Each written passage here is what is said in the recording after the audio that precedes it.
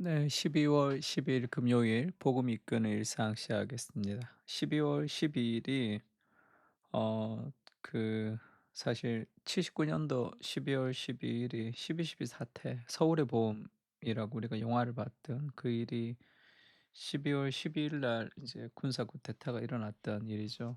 동일하게 지금 내란을 우리가 지금 겪고 있는 이 상황에 나라를 위해서 또 결국은 하나님께서 이 땅을 인도하고 통치하신다는 것에 대한 신뢰를 가지고 좀 함께 또 오늘 같은 날은 나라를 위해서 같이 한번 기도하면 좋을 것 같습니다. 오늘은 일상과 하나님의 나라라는 제목인데요. 그러니까 사사 시대의 특징은 왕이 없으므로 각자 자기의 소견에 옳은 대로 행하였다. 이제 그것이 사사 시대의 특징입니다. 왕이 없고 자기의 소견에 옳은 대로 행했던 그 사사 시대가 어떻게 막을 내리냐 하면 다윗을 통해서 왕정 시대가 시작되면서 막을 내리죠. 근데 하나님이 그 어두운 사사 시대를 이제 한 번에 그렇게 하루아침에 그렇게 변화시키는 것이 아니라 이 어두운 시대를 하나님이 타개하기 위해서 이 다윗이라는 인물을 준비시키는데 그것이 그냥 영웅처럼 바로 등장하지 않죠. 그 이방 여자인 룻이 있습니다. 룻기가 있죠. 그리고 사무엘상에 보면 한나라는 여자가 나옵니다.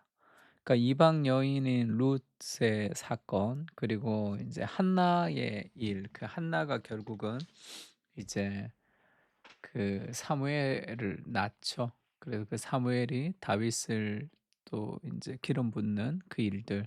그러니까 룻은 결국 다윗의 증조 할머니가 되고 한나는 사무엘의 엄마가 됩니다. 그 정말 이 시대를 끝내는 이 어두웠던 사사 시대를 끝을 내는 이 사무엘과 다윗을 하나님께서 등장시키는데 그냥 한 번에 등장하지 않고 그 룻이라는 이방 여인의 삶과 그리고 불임으로 고통을 받고 있는 한나라는 여인들과 함께 등장하죠.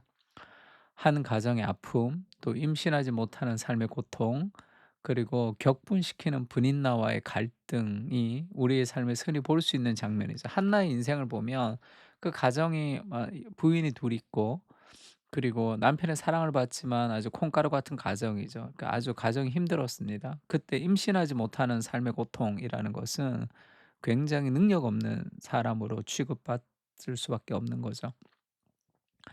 그뿐 아니라 격분시키는 분이나 관계가 좋지 않았습니다. 그러니까 직장에서 갈등이 많고 또 집에서도 아픔이 있고 임신하지 못해서 삶의 능력도 없고 사회적으로도 그렇게 매장되는 그런 총체적인 갈등과 아픔을 이 한나라는 여자가 겪는 거죠.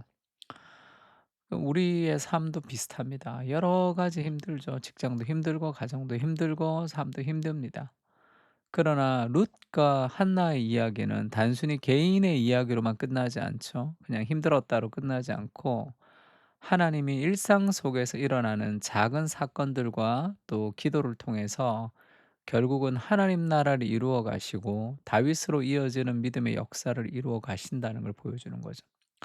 그 수많은 삶의 스토리들이 룻기 안에 있고 또 한나도 수많은 삶의 아픔들이 있죠. 그냥 그 인생을 한마디로 따로 떼내면 그냥 의미 없이 그냥 고통하며 힘든 인생 아닌가 이렇게 생각할 수 있지만 그것을 긴 역사 하나님의 나라 창조와 타락과 구속과 회복이라는 하나님의 나라의 관점으로 보면 참 의미 있는 그런 인생이라는 것을 알 수 있습니다. 힘든 가정 생활, 직장 생활에서 어려운 대인 관계 등 그 작은 일상의 일들을 기도할 때 그 기도를 통해 하나님은 하나님의 역사를 이루어 가십니다. 지금 내 눈에 보이지 않아도 내가 느끼지 못해도 우리의 작은 일상 속에서 오늘도 하나님은 여전히 일하시는 분이십니다. 하나님의 나라는 평범한 삶의 일상 속에서 이루어집니다. 그러니까 룻기도 늘 얘기하죠. 룻이 그 외국인 노동자로 와서 여기서 박수 줍고 그러다가 좀 기도하고 순종하고 결혼하고 끝나잖아요. 그냥 아기 낳고. 근데 그것이 사사 시대를 끝내고 왕정 시대로 이어지는 정말로 중요한 하나님의 나라의 역사에 룻이라는 여자의 믿음이 어마어마하게 기여했다는 거죠. 그것을 룻은 이 땅을 살 때는 잘 몰랐을 거예요. 아마 천국 가서 자기 인생을 돌아보면 자기 인생이 얼마나 의미 있는 인생인지를 다시 깨닫게 되는 거죠. 룻이 아기를 낳았을 때 그의 이웃 여인들이 그에게 이름을 지어 주되 나오미에게 아들이 태어났다 하여 그의 이름을 오벳이라 하였는데 그는 다윗의 아버지인 이새의 아버지였더라. 이렇게 룻기의 마지막이 끝납니다. 룻기 우리나라 성경에는 이렇게 나오지만 히브리 성경에 보면 마지막 단어가 다윗이라고 그렇게 끝이 나요. 그래서 사사 시대에 왕이 없는 시대에 각기 소견에 오른 대로 행하였지만 룻이라는 여인의 삶을 통해서 결국 다윗으로 이어지는 구속사라 그러죠. 그런 구원의 역사를 성경에서는 계속 펼쳐주고 있습니다. 빈센트 반 고흐가 이런 얘기했다 그래요. "위대한 것은 단순한 충동만으로 이루어지지 않으며 작은 것들의 연속입니다." 뭐 큰 하나의 어떤 스토리, 큰 하나의 사건이 아니라 작은 점들이 있는 건데 그 점들이 인생의 점들은 뭔지를 잘 몰라요. 근데 그것이 하나님께서 연결시켜 줍니다. 그래서 그거를 스티브 잡스가 어디서 이제 대학 설교에서도 그 얘기했어요. "Connecting the dots라고. 이 점을 연결하라는 자기 인생에 배웠던 거 뭐 하나하나 다 점이 아무것도 아닌 것 같은데 그게 인제 연결될 때 그게 하나의 스토리가 되었다. 뭐 그런 얘기를 하죠. 대학 때 아마 스티븐 잡스가 서예를 배웠는데 그 서예 배워서 뭐예요? 취직하는 데 쓸 것도 아니고. 근데 애플 디자인을 할 때 그 여백의 미 그것을 채우는 것이 아니라 비우는 것에 그런 디자인의 아름다움을 서예를 통해서 자기가 대학 때 뭐 배웠던 그 서예가 또 연결된 거죠. 인생은 다 점처럼 느껴지는 하나하나의 사건의 나열이지만 하나님 그걸 다 꿰어 주는 거죠. 박노해 시인이 썼다는 건데 이것을 아마 마더 데레사 이야기를 그렇게 인용을 했던 것 같아요. "우리는 위대한 일을 하는 것이 아니라 위대한 사랑으로 작은 일을 하는 것이다." 작지만 끝까지 꾸준히 밀어가는 것 그것이야말로 가장 위대한 삶의 길이다. 마더 데레사가 그렇게 얘기했죠. 우리가 위대한 일을 하는 것이 아니라 위대한 하나님의 사랑으로 작은 일을 하는 것이다. 지금 내 앞에 있는 한 사람 한 사람을 안아주는 것이다. 그렇게 표현을 했습니다.